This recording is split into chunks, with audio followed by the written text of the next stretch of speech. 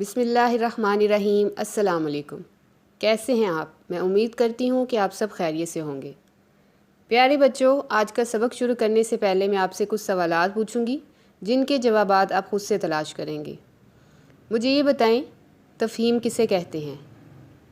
تفہیم کتنی قسم کی ہوتی ہے؟ تفہیم لکھنے کا کیا طریقہ ہے؟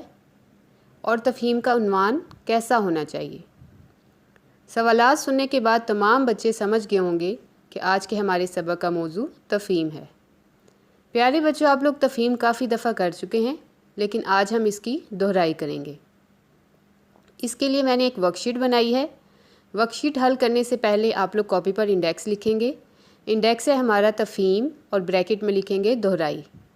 اس کے بعد تفہیم کے اس پیراگراف کو آپ 2 سے 3 بار پڑھیں گے اور نیچے دیے گئے سوالوں کے جوابات تفہیم میں سے تلاش کر کے لکھیں گے۔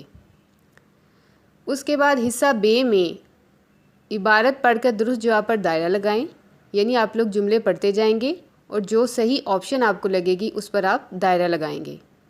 اس کے بعد حصہ جیم میں چند الفاظ دیے گئے ہیں جن کے اپنی خوبصورت سے جملے بنانے ہیں۔ آخر میں آخری سوال ہے اسم تلاش کریں، یعنی تفہیم کے اس پیراگراف میں سے 5 اسم تلاش کر کے لکھیں۔